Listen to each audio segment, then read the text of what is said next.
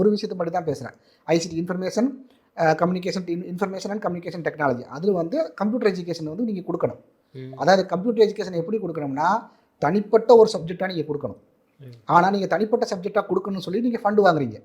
ஒரு 1000 கோடிக்கு, இது ஏற்கனவே அண்ணாமலை அவர்கள் பேசியிருக்கிறார், இதை 1000 கோடிக்கு மேலே உங்களுக்கு வந்து ஃபண்டு ரிசீவ் பண்ணுறீங்க. ஆனால் தமிழ்நாடு அரசு அதை இம்ப்ளிமெண்ட் பண்ணலை. இவங்களுடைய திராவிட நாடுன்னு சொல்கிறீங்களா, திராவிட நாடு அந்த ஃபண்ட் என்ன பண்ணுங்க, அது என்ன பண்ணாங்க அப்படின்னா, அதாவது சயின்ஸோட சேர்த்து ஒரு பாகமாக இந்த ஐசிடி நடத்துகிறாங்க.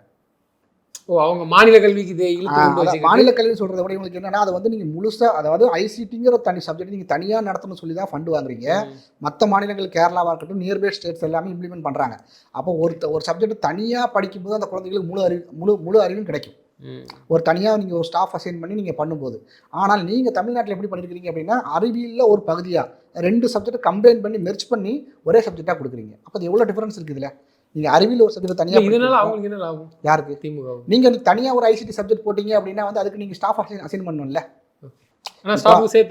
ஸ்டாஃப்க்கு நீங்கள் சேர்த்து செஞ்சுருக்கணும், செய்யலை. பிரச்சனையே அங்கே தான் வருது.